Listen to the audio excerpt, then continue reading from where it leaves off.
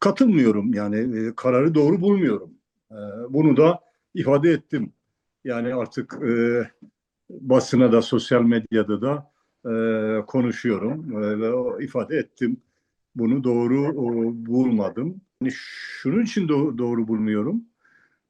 Şimdi bu süreç şöyledir böyledir bunu tekrar anlatmanın anlamı yok. Yani artık herkes ne oluyor ne olmuyor herkes farkında biliyor. Bu sürecin sağlıklı devam etmesi siyasetin bütünüyle Türkiye Büyük Millet Meclisi zemini zaten öteden bir CHP'nin dillendirdiği yani bu iş Türkiye Büyük Millet Meclisi zemininde olacak. Tamam oluyor. Siyaset ne kadar çok katılım olursa ki bu meclis toplumun neredeyse bütününü temsil eden bir meclis. Yani biz Cumhurbaşkanı hükümet sistemini eleştiriyoruz, parlamenter sistemi savunmaya devam ediyoruz.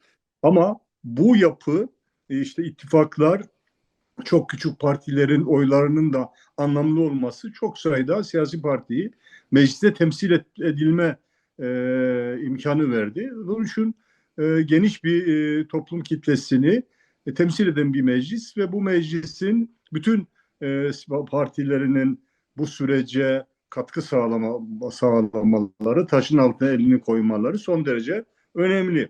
Burada Cumhuriyet Halk Partisi yani ana muhalefet partisi olması, sadece ana muhalefet partisi işte en yüksek milletvekili sayısı olan, milletvekili olan muhalefet partisi olmasından dolayı değil. Tarihi misyonlarından dolayı, geçmişinden dolayı hani kurucu partiyiz, kurtarıcı partiyiz, kurucu partiyiz ya biz. Dolayısıyla böyle bir partinin bir zamanlar e, devlet eşittir CHP. Yani bu alışkanlıktan da çok kolay da vazgeçemedi. Yani CHP hala izleri var. Devlet eşittir CHP'nin ki öyleydi tabii yani. Geçmişte öyleydi. Öyle geldi. Böyle bir partinin bu sürecin dışında olması çok sağlıklı bir şey değil. Şimdi arkadaşlarla biz konuşuyoruz. Yani yönetimdeki arkadaşlarla derler ki yani biz sürecin dışına çıkmıyoruz. Yani anlamak lazım derken çıkmayacağız. Asla komisyonu falan terk etmeyeceğiz biz. Fakat biz siyasi partiyiz ve büyük bir baskı altındayız.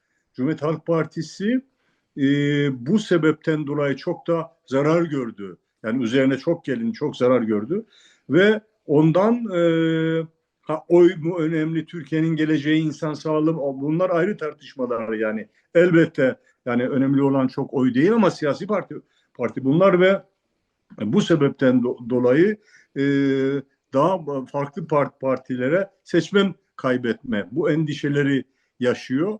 O nedenle biraz temkinli davranması. Biz gitmiyoruz ama asla ve asla komisyon çalışmalarından sürece katkı sağlamaktan çekinmiyoruz. Cumhuriyet Halk Partisi geçmişte e, HDP ile işte 2019 seçimleri arkasından işte 2023-2024 seçimlerinde birlikte çalıştı. Bu birlikte çalışırken bir sürü şeyler de konuşuldu, edildi. Bir kısmın yaptığı bu konuyla ilgili yaptığı hazırlıklardan e, DEM yani HDP'li ile şimdiki DEM'liler haberdarlar. İşte yapılan kanun değişikliklerine, yapılacak düzenlemelerde, bütün bunlarda katkı sağlamaya devam edecek. Ama gitseydi bize göre, bana göre yani ben kişisel düşüncemi söylüyorum. Partide sadece düz üyeyim. E, Gitseydi çok daha doğru olurdu. Cumhuriyet Halk Partisi gibi partiler yani ana muhalefet partisi, Türkiye'nin birinci partisi 2024 seçimlerinde dolayısıyla iktidara namzet bir partidir. Böyle bir partinin bir takım riskleri yani bu tabii yorum meselesi. Biz böyle bir takım riskleri göze alması gerekiyor. O nedenle Cumhuriyet Halk Partisi bu şekilde risk alması gerekirdi. Fakat e, demin e, diğer işte yapıların bu sebepten dolayı şimdi Cumhuriyet Halk Partisi böyle davranarak Kürt seçmeni biraz rencide etti, rahatsız etti. Fakat çok daha önemli yani çocuğun anası Demlilerin yapmış olduğu açıklamalar da Cumhuriyet Halk Partisi'ni itiyor. E, Çok sağlıklı bulmuyorum, doğru bulmuyorum. Değil. Bakın bu ideal olarak yani şey olarak evet Kürt halkının bir kısmının ben bunu sosyal medyada açık açık yani hem parti yetkililerine hem de sosyal medyada savundum.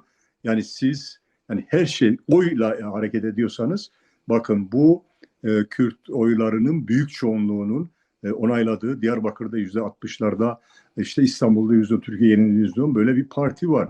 Bu parti yani Kürtlerin Kürt seçmeninin büyük bir kısmı desteklediği lider olarak gördüğü bir insan var. Ya ama şöyle ama böyle. Dolayısıyla yani buraya gitmeme bunu böyle değildir bu şekilde yorumlama anlamına gelmiyor. Ama bakın birçok şeyi yutuyoruz bu iş yaparken. Daha işin başında büyük bir mesele, bir sınav, baraj sorusu haline getirmemek gerekiyor. Yani CHP hala lazım. Yani bize lazım bu CHP. CHP'nin içindeki ulusalcı kesim değil, taban taban. Bakın çok araştırma, taban diye bir şey var ya. Yani bakın şeyin tabanı farklı. E, Demin tabanı da var tabii diyeceksiniz. Yani Kürt siyasetin tabanı tabii tabanı. Ama CHP'nin tabanı ile işte ulusalcı zaten ulusalcılar ayrıldılar. Ayrı ayrı partiler falan kurdular yani. E, Yani öyle bir partinin içindeki bir ulusalcı baskısı falan yok. Ama taban böyle yani. CHP'li değil ki. Bakın kamuoyu araştırmaları yapılıyor. %70'i gitmeyin diyor. Bakın %50-60'ı çözüm sürecini destekliyorum diyor. Ama %70'i gitmeyin oraya diyor. Yani temsilcileri var orada diyor. Tamam bu bir şey meselesidir. Yani bunu buraya takılıp kalamayız yani. Temsilcileri orada diyor. Ve defalarca bu temsilciler 10 defa 15 defa bu süreçte şeyi gittiler. Adaya gittiler. Öcalan'la görüştüler. Kanallar açık. Devlet yetkilileri falan da görüşmeye devam ediyor. Dolayısıyla biz süreci destekliyoruz ama oraya gitmeyin. Gitmesin diyor. E, bu bu tabanlar iç içe geçmiş durumda yani. Yani CHP'ye yaramıyor bu pozisyon. Benim kanaatim. CHP'ye yaramıyor. Ben karar olsam zaten söyledik arkadaşlara. Ben karar versem böyle vermem. Ama bu karar CHP yönetenlere ciddi sıkıntılar da verirdi. Bunu göze alamadılar. Almaları gerekirdi. Bana kalırsa almaları gerekirdi. Ama burada takılmayalım diyorum. Bu çok önemli bakın. MHP'yi bilmiyorum ama AKP'nin işine yaradı. Bunu duruma göre gelecekte kullanır Erdoğan. 2015 seçimlerinden başlayarak. Bak 2015 seçimlerinde Cumhuriyet Halk Partisi önemli bir iş yaptı. Bu sadece seçmen tabanında aşağıdan olmuş bir şey değildir. HDP'nin parlamentoda olması gerektiği Türkiye siyasetinin geleceği için, barışı için son derece zaruri gördüklerinden dolayı yani orada HDP ile temas edildi ve çok da önemli işler yapıldı. Bunlar yapılmaya devam edecek yani. Biz çok çözüm süreçleri gördük. İnşallah bu süreç devam edecek. Devam etmesi için her şeyi de yapacak Cumhuriyet Halk Partisi. Ama daha uzun şeyimiz var. Yollarımız var ve bu yollarda bu ülkenin vicdanlı insanlar görecek. CHP'nin içinde size söyleyeyim o trolleri falan bakmayın. Çok vicdanlı, aklı başında insanlar var. Yani yönetimde olur, parti içinde muhalefette olur, fark etmez var. Ve bunlar da Türkiye'nin demokrasi için, barışı için bu insanlar önemlidir. Bugün bir yanlış var. Bir tane yanlışla insanlar çizilmemesi gerekir diye düşünüyorum. Bundan sonra çok güzel birlikte işler yapılacak. Siyasi partilerin kapatılması çok kolay. Şunu yapalım. Tamam ama bölücü partileri de yarayacak. Ya toplu iş sözleşmesinde bile tamam ama terör var dendi. Her şeyin önünde engel kardeşim. Dolayısıyla bir silaha kaldıralım. Ondan sonra demokratikleşme, bu konularla ilgili problemler daha kolay çözülür.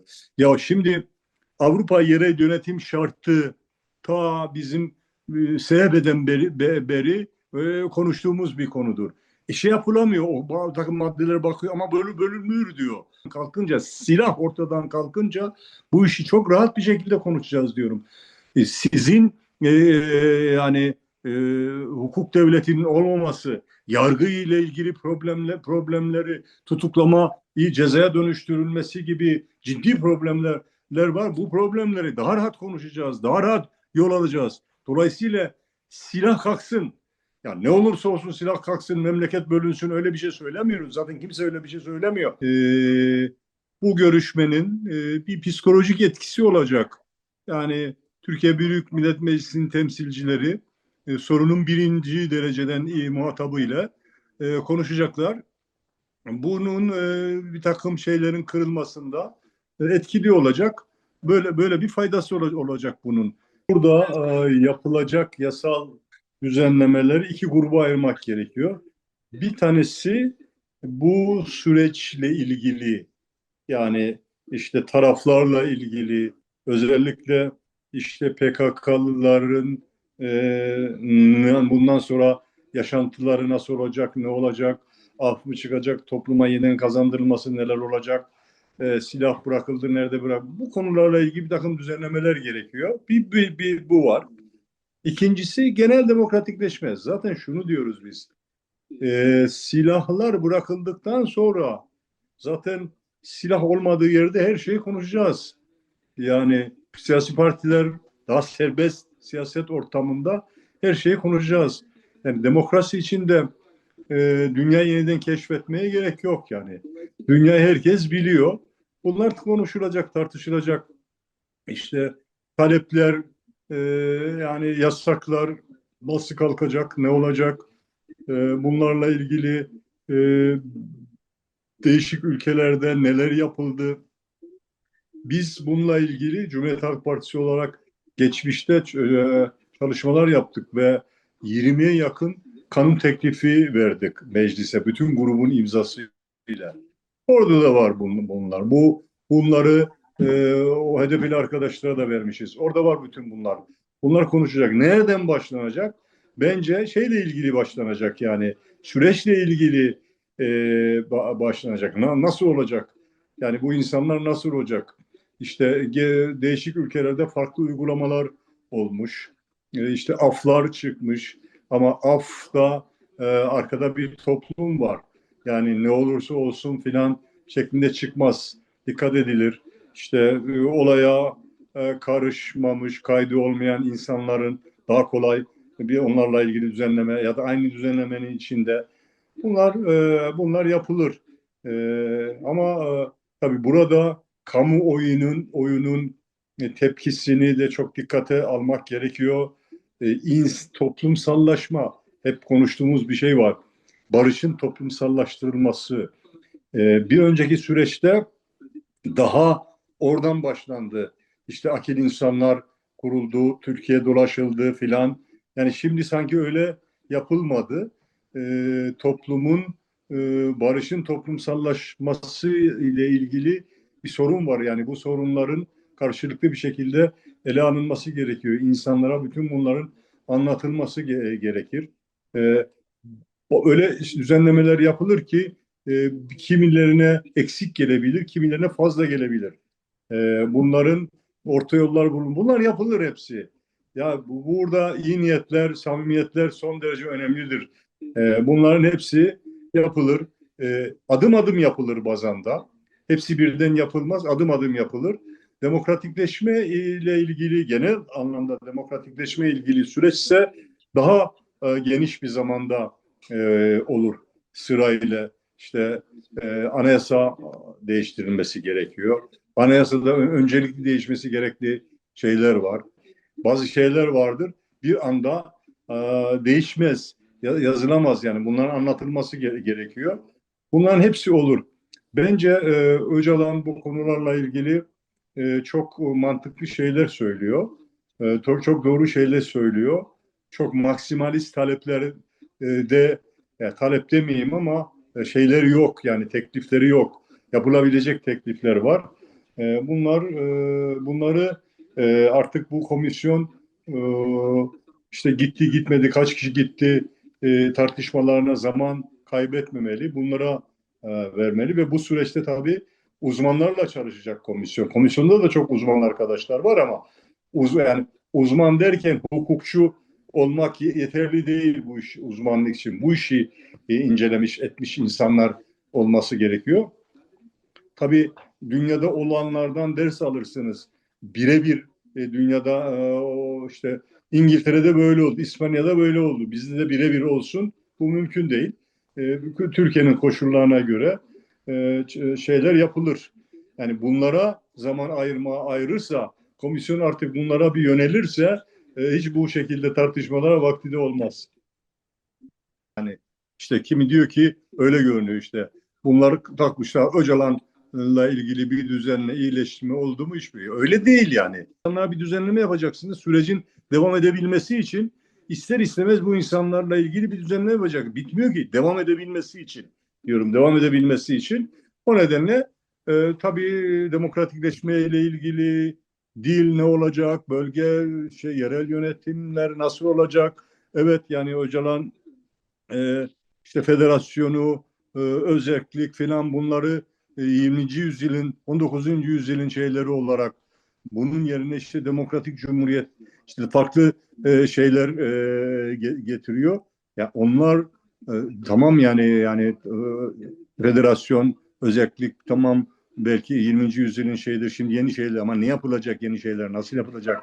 İnsanların bireysel olarak, birey olarak ve grup olarak kendilerini ifade edebilmelerini kolaylaştıracak, sağlayacak, özgürleştirecek, kendilerini e, e, ifade etmelerini kolaylaştıracak neler yapılabilir?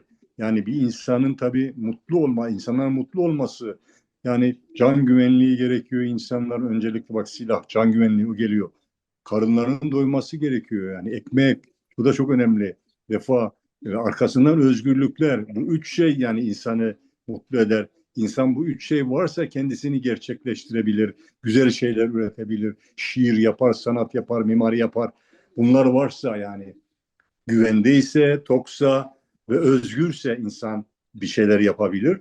Bu ortamı sağlayacağız bütün insanlara. Zaten bir bölgeye sadece sağlanmaz yani. Bu ülkenin bütününe sağlayacağız. Onun için Cumhuriyet Halk Partisi işte genel özgürlüklerle ilgili hiçbir şey yapılmıyor. Hep oraya kilitlendi falan diye kompleksle girmemesi gerekiyor. Bunu anlatıyoruz. Bu bir süreçtir. Bu süreçte herkes rahatlayacak. Herkes rahatlamadıkça zaten toplumsal barış olmaz. Başka yerden patlak verir. Bu komisyon konuşacak, partileri verecek. Partiler imzalayacaklar, milletvekilleri imzalayacak. Adalet Komisyonu'na gidecek. Anayasa Komisyonu'na gidecek. Orada yeniden tartışılacak. Onlar da çalışılıyor. Bence bunlar kolay işler. Yani hiçbir şey yapılmadı. Bu konularda bilgi verilmedi. Verilmesi gerekiyor artık bence. Bu konularda bilgi verilmesi gerekiyor. İnsanlar geriliyor artık. Ne oluyor kardeşim ya? Havanda su mu dövüyorlar bunlar yani? Gibi şey yapılıyor. Bu bilgilerin verilmesine bir takım teknik bazı şeylerin dışındakiler ne zaman silah nerede bırakılacak, nasıl olacak bunlara gerek yok. Bunların bilmemize gerek yok ama yasal değişiklikler ne oluyor, ne zaman olacak, nasıl olacak bunları insanların bilmesi lazım. İnsanları rahatlatır, süreci de rahatlatır. Komisyon üzerindeki baskıları da kaldırır yani. Gerçekten tarihi bir şey bu. Çok önemli. Yani sadece Türkler ve Kürtler için falan değil. Bu coğrafya için de önemli. Şimdi eleştirebilirler ama SDG'nin başkanı e, DAHOK'taki toplantıda bir şey söylemiş. Yani bırakın bizimle uğraşmayın. Birlikte olalım. Bölgeye şey verelim. Yani bu da biraz fazla yani bölgeyi biz yani Türkler ve Kürtler ya hayır yani bölgede kardeşliği tesis edelim. Bölgede barışı tesis edelim. Bu burada yani yapılacak bir barış bölgede barışın tesis edilmesine büyük katkı sağlayacak. Bakın para önemli değil falan ama önemlidir. Yani bugün bir tane emekli 15 bin lira maaş alıyorsa bunun önemli sebeplerinden bir tanesi de sizde 50 seneden beri 45 seneden beri yaşanan terördür kardeşim. Bu silahlı çatışmadır. Yani dolayısıyla herkese yani hepimizi değiştirecek önemli bir iş yapılıyor. Basit bir şey değil yani bunlar. Efendim işte evlatlarımız öldü. Öldü tamam biliyoruz. Keşke ölmeseydi. Öldü. Ölmesin diye biz çırpındık yani bu işe inanan insanlar ama öldü. Şimdi ne yapalım yani? Tamam ağlıyoruz. Ağlıyoruz ama daha ölmesin. Onun ötesinde yani yaşayan insanlar da insan gibi yaşasın. bunu sağlayacak bir iş bu. Bu iş bunu sağlayacak bir iş. Efendim bölünecek, edecek, böldürmeyin. Yani bizim elimiz armut mu toplayacak? Yani yarın barış, birlikte yaşamaktan yana olanların elleri armut toplayacak. Bizim argümanlarımız çok daha güçlü olmayacak mı Türkiye'yi bölmek isteyenlerden? Çok daha güçlü olacak. Dolayısıyla niye kendimize güvenmiyoruz arkadaşlar? Karşılıklı herkese söylüyorum. Dolayısıyla yani herkes taşın altına elini koysun.